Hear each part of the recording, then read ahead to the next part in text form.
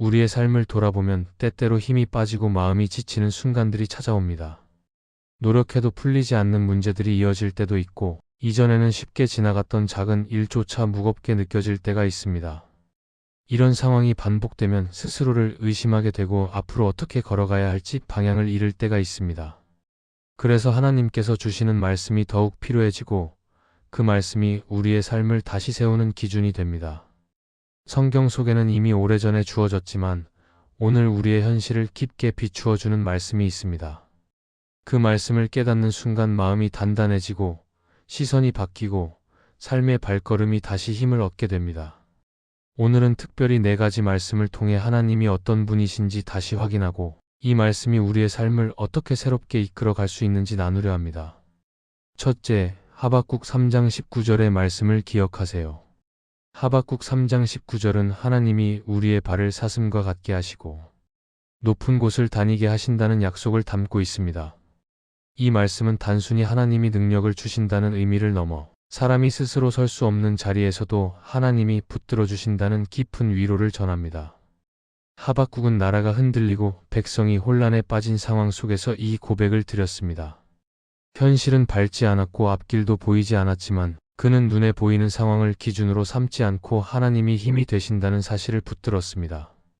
그래서 이 말씀은 절망의 시간을 지나며 마음이 무너질 때 특별한 은혜로 다가옵니다. 어려운 현실을 바꾸지 않아도 하나님이 나를 붙들고 계신다는 사실을 깨닫는 순간 삶의 방향이 달라지기 때문입니다. 우리도 때때로 높은 언덕과 같은 시간을 지나게 됩니다. 감당하기 어려운 일들이 이어질 때 마음이 금세 지치고 해결의 실마리가 보이지 않으면 두려움이 마음을 덮어버릴 때가 있습니다.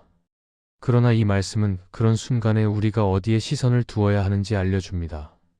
사슴은 험한 길에서도 가볍고 단단하게 뛰어올라 흔들리지 않습니다. 바위 틈이 좁아도 안정적으로 걸음을 내딛고 두려운 경사가 앞에 있어도 주저하지 않습니다. 하나님이 우리의 발을 사슴과 같게 하신다는 것은 우리가 감정과 상황에 끌려 흔들리는 존재가 아니라 하나님이 주시는 힘으로 어려움을 지나갈 수 있는 사람이라는 뜻이 됩니다. 이 말씀을 마음에 새기면 상황을 바라보는 눈이 달라집니다. 힘든 자리를 만났을 때 많은 사람들은 문제의 크기에 압도되거나 자신을 탓하며 주저앉기 쉽습니다. 그러나 하나님을 바라보는 사람은 문제보다 하나님을 먼저 바라보려고 합니다. 지금의 상황이 쉽지 않아도 하나님이 주시는 힘이 있음을 기억하며 마음을 붙들려고 합니다. 그래서 이 말씀을 붙드는 마음은 현실을 외면하는 것이 아니라 현실을 바라보는 자리에 하나님의 시선을 더하는 믿음의 선택이 됩니다.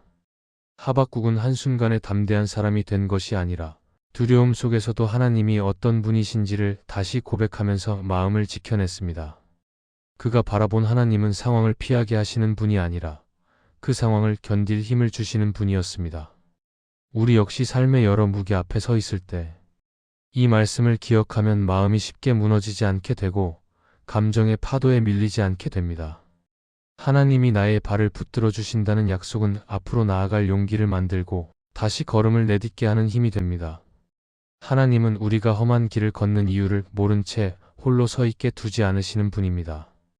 때때로 상황은 그대로인데 이상하게 마음이 버틸 힘을 얻게 되는 순간이 있습니다.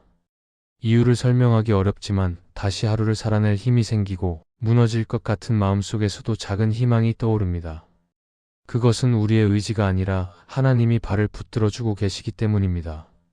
이 말씀이 실제가 되는 사람은 현실이 달라지지 않아도 마음이 달라지고 마음이 달라지면 삶의 방향이 새로워집니다.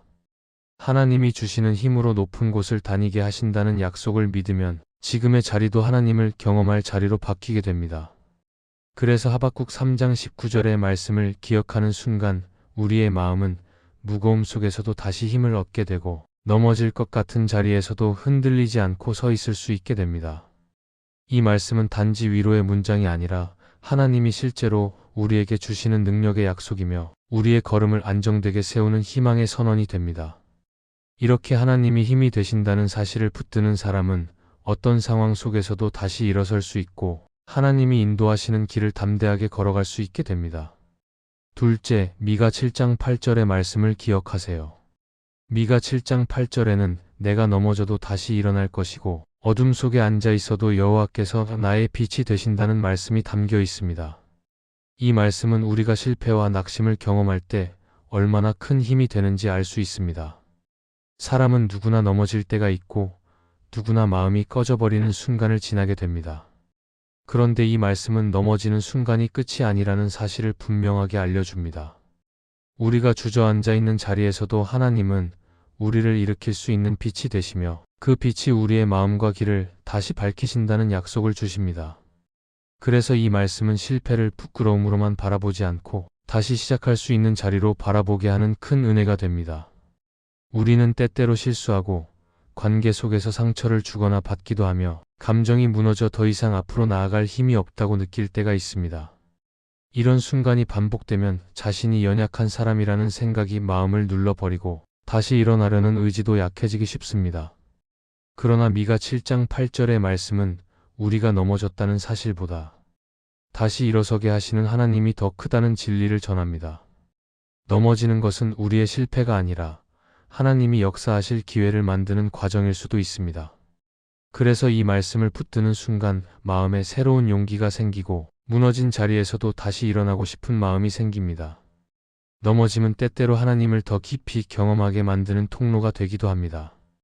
우리가 스스로 잘 서 있다고 생각할 때에는 하나님을 잊기 쉽지만 마음이 무너지고 깊은 어둠을 겪을 때에는 하나님을 찾는 마음이 새롭게 깨어납니다. 이 말씀은 우리가 어둠 속에 앉아 있다고 해도 하나님께서 빛이 되신다는 사실을 분명하게 알려줍니다. 하나님은 어둠을 한순간에 없애주실 수도 있지만 때로는 그 어둠 속에서 우리가 하나님을 더 깊이 바라보도록 기다리게 하시기도 합니다.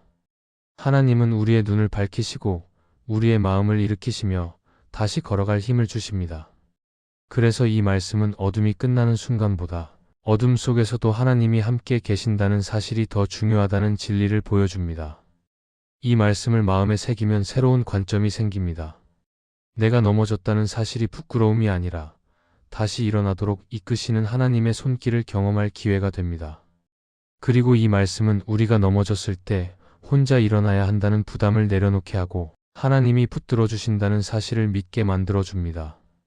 사람은 스스로 힘으로 완벽하게 일어설 수 없지만 하나님이 일으키시면 우리의 걸음은 다시 안정되게 세워집니다.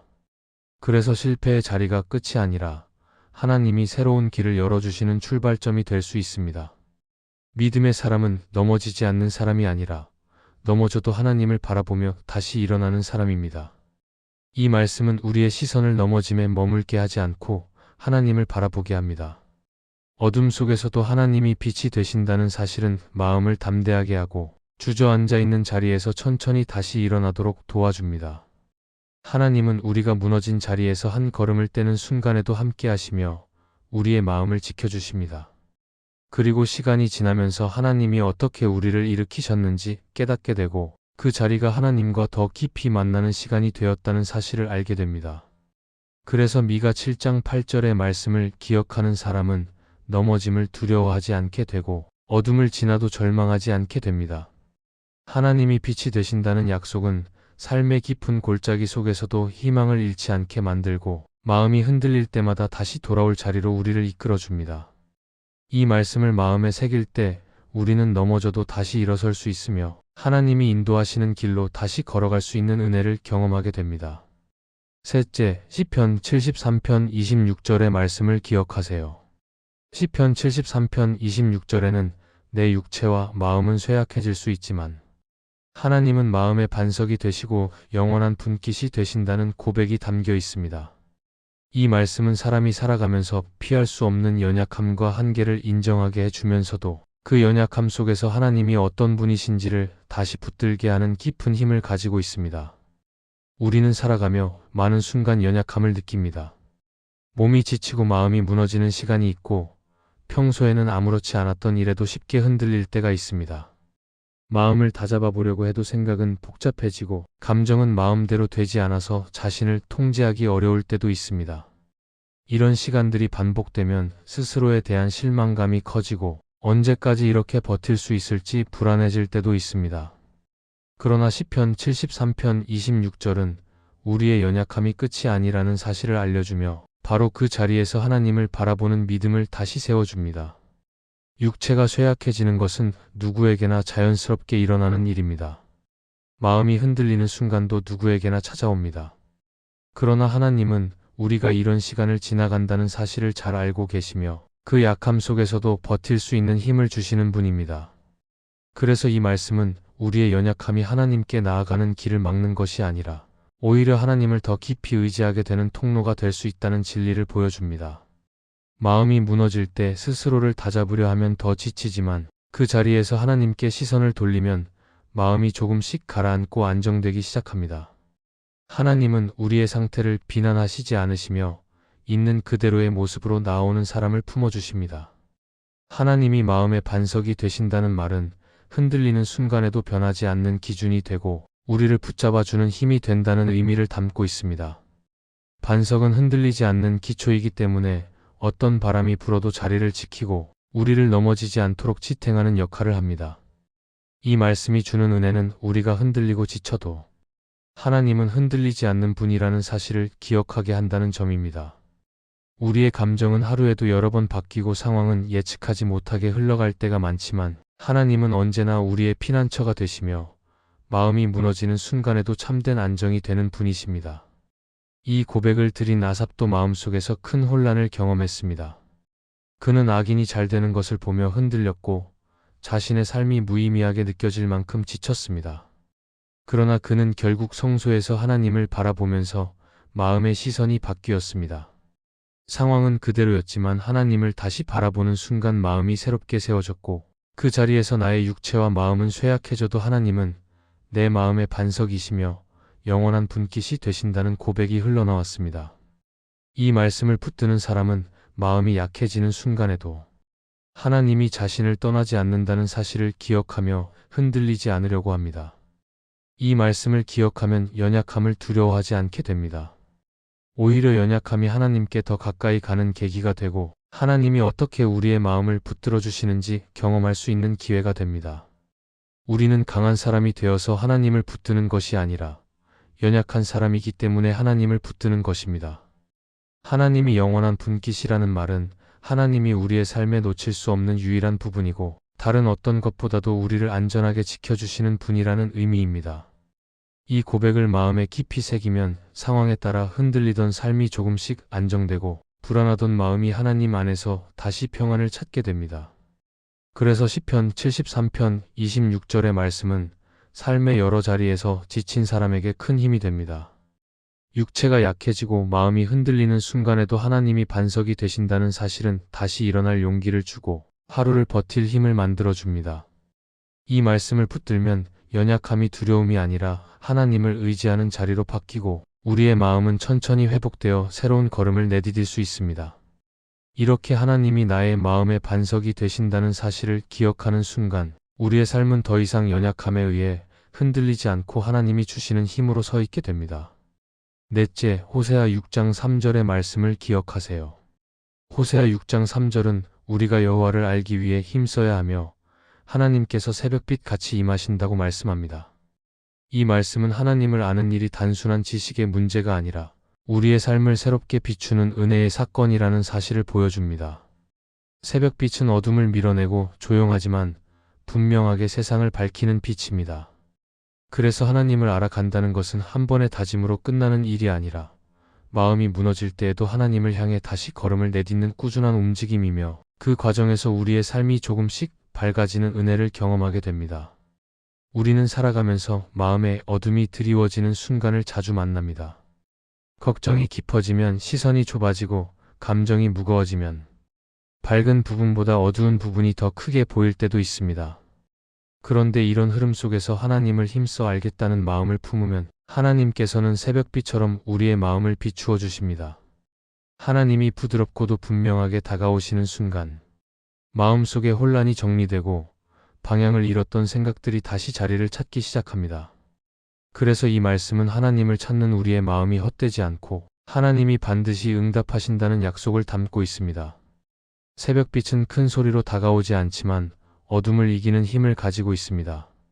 마찬가지로 하나님을 알아가는 과정도 조용하지만 삶의 깊은 부분을 변화시키는 힘이 있습니다. 우리가 하나님을 더 알고 싶어 한다는 그 마음 하나만으로도 하나님은 우리 안에 새로운 빛을 비추어 주시고 걱정과 두려움으로 가려졌던 시야를 천천히 회복시키십니다. 그래서 이 말씀은 하나님을 아는 것이 왜 삶을 바꾸는 힘이 되는지를 보여줍니다. 하나님을 알아갈수록 우리의 마음은 흔들림 속에서도 평안을 찾게 되고 이전과 같은 상황을 마주해도 반응과 시선이 달라집니다. 하나님을 아는 마음은 갑자기 깊어지는 것이 아니라 삶의 여러 자리 속에서 하나님을 경험하며 조금씩 자라납니다. 기도 속에서 하나님이 마음을 만져주실 때가 있고, 말씀을 읽다가 위로를 얻는 순간이 있고, 일상에서 예상하지 못한 은혜를 경험할 때도 있습니다. 이런 순간들이 모여 하나님을 아는 지식이 아니라 하나님을 향한 신뢰가 깊어지고 하나님이 함께 하신다는 사실을 더 분명하게 느끼게 됩니다. 그래서 하나님을 힘써 알아가는 삶은 단순히 신앙의 열심이 아니라 하나님이 우리에게 주시는 새 힘을 경험하는 길이 됩니다. 팀 켈러는 기도라는 책에서 하나님을 알아가는 과정은 하나님께서 우리 마음을 다듬어 가시는 은혜의 여정이라고 말했습니다. 이 내용은 호세아 6장 3절의 말씀과 깊이 맞닿아 있습니다. 하나님을 힘써 찾는다는 것은 우리의 부족함을 채우기 위한 몸부림이 아니라 하나님이 이미 마음을 두고 계신 우리를 더 깊이 이끄시는 은혜에 응답하는 것입니다. 하나님은 새벽비처럼 조용하지만 확실하게 다가오시며 우리가 흔들릴 때에도 빛을 잃지 않도록 붙들어 주십니다. 이 말씀을 마음에 담으면 하루하루의 삶이 달라집니다. 상황은 그대로여도 마음속에서 하나님을 향해 한 걸음을 내디딜 때 새 힘이 생기고 이전에는 두려웠던 자리가 더 이상 두렵지 않게 바뀌는 경험을 하게 됩니다. 하나님이 새벽비처럼 임하신다는 약속을 붙들면 오늘의 어둠이 영원하지 않다는 사실을 깨닫게 되고 지금은 보이지 않아도 하나님이 길을 열어가고 계시다는 소망이 마음에 자리 잡습니다. 그래서 호세아 6장 3절의 말씀은 우리의 삶이 흔들릴 때 다시 붙들어야 할 중요한 말씀이고 이 말씀을 기억하는 순간 우리의 마음은 다시 밝아지고 새로운 방향으로 걸어갈 힘을 얻게 됩니다. 이 말씀이 마음의 은혜가 되셨다면 좋아요와 구독으로 함께 해주세요. 그리고 댓글에 아멘이라고 남겨주시면 하나님의 은혜가 더 많은 사람들에게 전해질 것입니다. 여러분의 삶 위에 하나님의 은혜가 언제나 함께 하시기를 바랍니다. 감사합니다.